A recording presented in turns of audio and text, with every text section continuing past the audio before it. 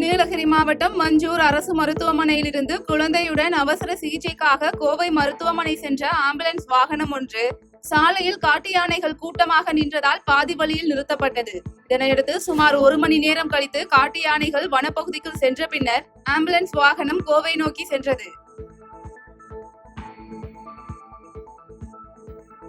சேலம் மாவட்டம் சங்ககிரி தாசில்தார் அலுவலகம் முன்பு தமிழ்நாடு வருவாய்த்துறை அலுவலர் சங்கத்தின் சார்பில் சங்கத்தின் மாவட்ட துணைத் தலைவர் சிவராஜ் தலைமையில் ஆர்ப்பாட்டம் நடைபெற்றது. இந்த ஆர்ப்பாட்டத்தில் சான்றிதழ் வழங்கும் பணிகள் மற்றும் அரசு சிறப்பு திட்டங்களை செயல்படுத்திட அனைத்து வட்டங்களிலும் ஒரு சிறப்பு துணை வட்டாட்சியர் பணியிடம் ஏற்படுத்துதல் உள்ளிட்ட 7 அம்ச கோரிக்கைகள் வலியுறுத்தப்பட்டது.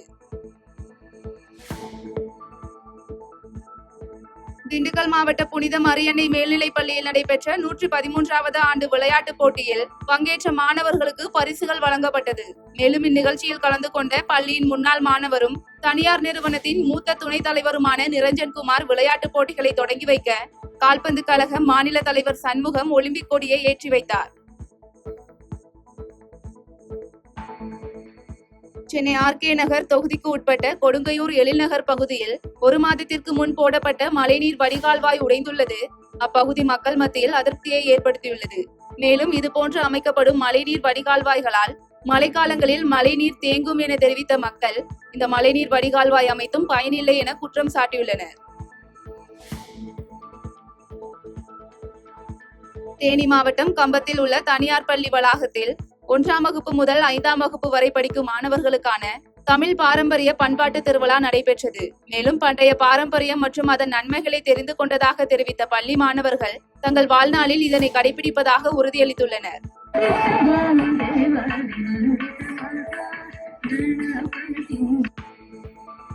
தேனி மாவட்டம் சின்னமனூர் பகுதியில் வெற்றிலை விவசாயம் அதிகம் நடைபெற்று வரும் நிலையில் அண்டை மாவட்டம் மற்றும் மாநிலங்களுக்கு ஏற்றுமதி செய்ய அரசு பேருந்துகளில் அதிக கட்டணம் கேட்பதாக விவசாயிகள் வேதனை தெரிவித்துள்ளனர். மேலும் விவசாயம் செய்யப்படும் வெற்றிலை பேருந்து கட்டணத்திற்கு சரியாக இருப்பதாக தெரிவித்த விவசாயிகள் பேருந்துகளில் வெற்றிலை அனுப்புவதற்கான பேருந்து அட்டை வழங்க வேண்டும் என அரசுக்கு கோரிக்கை வைத்துள்ளனர். தேனி மாவட்டம் கொண்டமநாயக்கன்பட்டி பகுதி பேரூராட்சி குப்பை கிடங்கில் தீ வைக்கப்பட்டுள்ளதால் புகைமூட்டம் ஏற்பட்டு அருகில் உள்ள அரசு பள்ளி மாணவ மாணவிகள் மற்றும் பொதுமக்கள் சுவாச கோளாறு, மூச்சு திணறல் ஆகியவற்றின் காரணமாக அவதியடைந்து வந்துள்ளனர். இதுகுறித்து பேரூராட்சி அலுவலகம் முதல் மாவட்ட ஆட்சியர் அலுவலகம் வரை புகார் அளித்தும் நடவடிக்கை இல்லை என தெரிவித்த பள்ளி ஆசிரியர்கள் தமிழக அரசு நடவடிக்கை எடுக்க வேண்டும் என கோரிக்கை வைத்துள்ளனர்.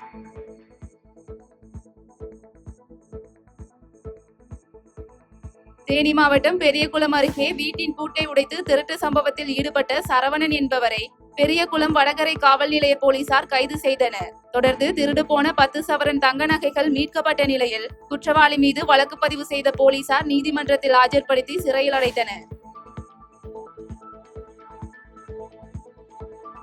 செங்கல்பட்டு மாவட்டம் படூர் ஊராட்சியில் நடைபெற்ற புதிய நியாய விலை கடைக்கான பூமி பூஜை நிகழ்ச்சியில் கலந்து கொண்ட திருப்போரூர் ஒன்றிய குழு பெருந்தலைவர் இதயவர்மன் அடிக்கல் நாட்டி கட்டட பணிகளை துவக்கி வைத்தார். மேலும் நாடாளுமன்ற உறுப்பினர் செல்வத்திடம் வைக்கப்பட்ட கோரிக்கையின் அடிப்படையில் தொகுதி மேம்பாட்டு நிதியிலிருந்து இந்த புதிய நியாய விலை கடை கட்டுவதற்கான ஏற்பாடுகள் தொடங்கப்பட்டுள்ளது என்பது குறிப்பிடத்தக்கது. சேலம் மாவட்டம் ஓமலூர் குடியிருப்பு பகுதியில் இரும்பு கம்பிகளை திருடிய வெளிமாநில வாலிபரை அப்பகுதி மக்கள் பிடித்து போலீசாரிடம் ஒப்படைத்தனர். இதனையடுத்து போலீசார் மேற்கொண்ட விசாரணையில் திருட்டில் ஈடுபட்ட வாலிபர் ஜார்க்கண்ட் மாநிலத்தை சேர்ந்தவர் என்பதும் பசிக்காக திருட்டில் ஈடுபட்டுள்ளார் என்றும் தெரியவந்த நிலையில் வாலிபரை அவரது உறவினர்களுடன் அனுப்பி வைத்தனர்.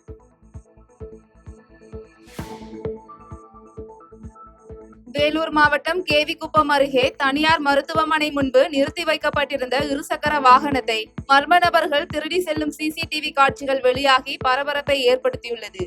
இதனையடுத்து இருசக்கர வாகனத்தின் உரிமையாளர் விநாயகம் கேவிக்குப்பம் காவல் நிலையத்தில் அளித்த புகாரின் பேரில் வழக்கு பதிவு செய்த போலீசார் இதுகுறித்து விசாரணை மேற்கொண்டு வருகின்றனர். தேனி மாவட்டம் பெரியகுளம் அருகே பேரூராட்சி தலைவர் மற்றும் துணைத் தலைவர் மோதல் சம்பவத்தில் துணைத் தலைவரின் கணவர், மகன் உள்ளிட்ட 3 பேர் மீது SC/ST வன்கொடுமை தடுப்பு சட்டத்தின் கீழ் வழக்கு பதிவு செய்யப்பட்டுள்ளது. மேலும் அப்பகுதியில் இரு சமூகத்தினர் இடையே மோதல் ஏற்படும் சூழ்நிலை உள்ளதால் 100க்கும் மேற்பட்ட காவல்துறையினர் பாதுகாப்பு பணியில் ஈடுபட்டுள்ளனர். சென்னை நந்தம்பாக்கம் காவல் நிலையத்தில் கஞ்சா வழக்கில் கைதாகி பின்னர் நீதிமன்ற ஜாமீன் மூலம் வெளியே வந்து 3 வருடம் தலைமறைவாக இருந்த சரித்திர பதிவேடு குற்றவாளி கார்த்திகேயன் என்பவர் போலீசாரால் கைது செய்யப்பட்டார். மேலும் திருவண்ணாமலையில் தலைமறைவாகி இருந்த கார்த்திகேயனை கைது செய்த போலீசார் சென்னை அழைத்து வந்து நீதிமன்றத்தில் ஆஜர்படுத்தி புழல் சிறையில் அடைத்தனர். மயிலாடுதுறை ரயில் நிலையத்தில் அம்ரித் பாரத் திட்டத்தின் கீழ் நடைபெறும் விரிவாக்க பணிகள் குறித்து தெற்கு ரயில்வே கூடுதல் பொது மேலாளர் கௌஷல் கிஷோர் நேரில் ஆய்வு மேற்கொண்டார். ஆய்வின் போது தலைமை திட்ட மேலாளர் சந்திரசேகர், திருச்சி கோட்டை முதல்நிலை பொறியாளர் ரவிக்குமார் ஆகியோர் கலந்து கொண்டனர்.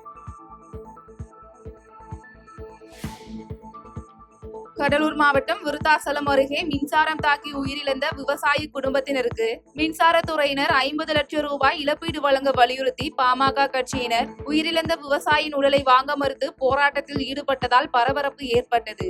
இதனையடுத்து சம்பவ இடத்திற்கு வந்த விருத்தாச்சலம் காவல் நிலைய போலீசார் போராட்டத்தில் ஈடுபட்டவர்களுடன் பேச்சுவார்த்தை நடத்தி கோரிக்கை குறித்து தமிழக அரசுக்கு எடுத்துரைப்பதாக கூறியதின் பேரில் போராட்டம் கைவிடப்பட்டது.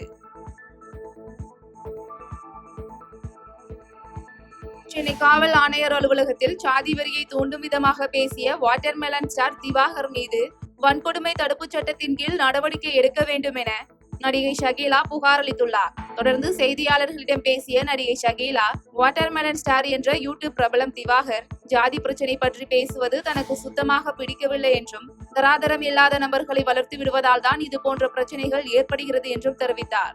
இந்த இன்ஸ்டா இதெல்லாம் வர்ற தராதரம் இல்லாத ஆளுங்களை நம்மளே லைக் பண்ணி வளர்த்தி விட்டுறோம். Including me. நான் மீடியா வளர்த்து விட்டுறாங்க, மக்கள் வளர்த்து விட்டுறாங்க. நான் யார்? அப்போ நானும் சேர்ந்துதான். ஸோ அதுக்கப்புறமா இவங்க வளர்ந்துட்டு இவங்க என்ன வேணா பேசலாம்னு இவங்க நினைச்சுக்கிறாங்க. அது அப்படி இல்லை.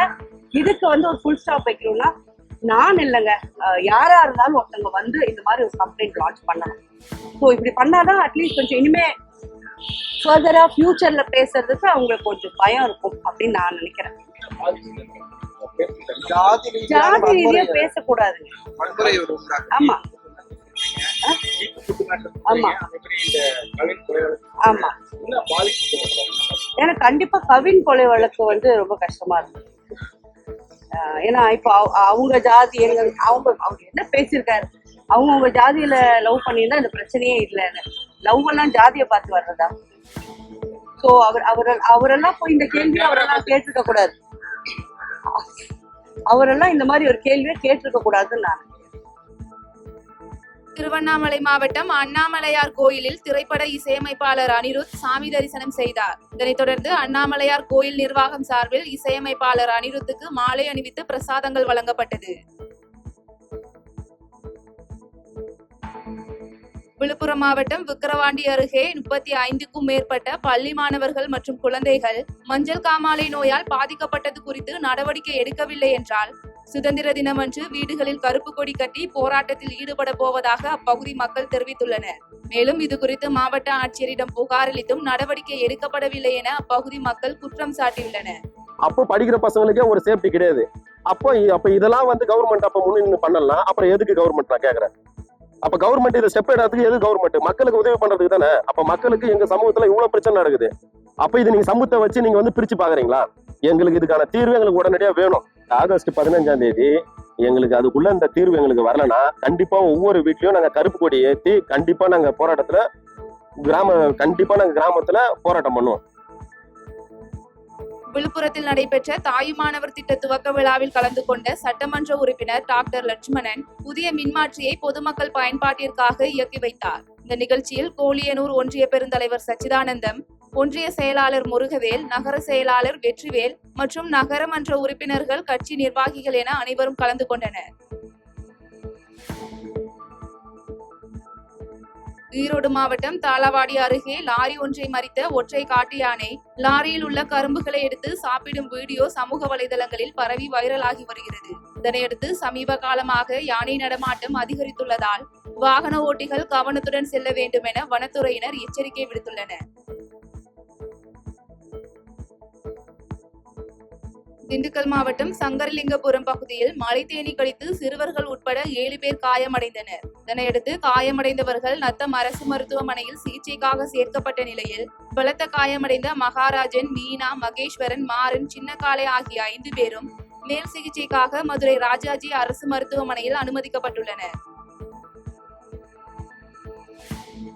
கோவை மாவட்டம் வால்பாறையை அடுத்த வேவர்வெளி எஸ்டேட் பகுதியில் கரடி தாக்கியதில் உயிரிழந்த சிறுவனின் குடும்பத்தினருக்கு வனத்துறை சார்பில் இழப்பீடு வழங்கப்பட்டது. மேலும் எஸ்டேட் பகுதியில் உள்ள புதர்களை அப்புறப்படுத்தவும் வனவிலங்குகள் உள்ளே வராமல் தடுப்பதற்கும் நடவடிக்கை எடுக்கப்படும் என எஸ்டேட் நிர்வாகம் சார்பில் உறுதியளிக்கப்பட்டது.